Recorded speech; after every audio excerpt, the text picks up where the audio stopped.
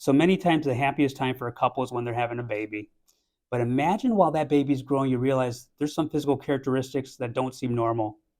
Your child has a high forehead, long, narrow face, a pointed chin. They're much taller than the other children, and they're having some coordination difficulties and some learning difficulties. They're also having speech difficulty, and they seem to be clumsy because of their low muscle tone.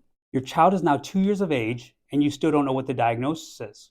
Neither do the doctors. You've seen your regular pediatrician, you've seen multiple neurologists, but no one gives you the diagnosis. They figure both parents are taller than 6 feet. That's why your child is tall.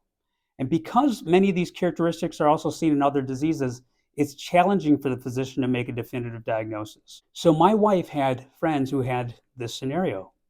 And when their daughter was 2, they sent us a Christmas card with their daughter's face on it. And my sister-in-law, who works for a special education coalition as a classroom aide, saw this card and states, this person has Soto's syndrome. And she knew this because there were 2 other people in her class over the years that had the same syndrome. And she knew by looking at this face exactly what the diagnosis was. So my wife actually calls her friends and tells them what her sister saw, and they should find a doctor who would be familiar with the syndrome. So they take their daughter to the Mayo Clinic, and she in fact did have Soto syndrome. So Soto syndrome is very rare. It's a condition that affects 1 in 14,000 births. And a diagnosis is so important because early intervention helps with impairments and disabilities to help the individual, usually reach their highest potential.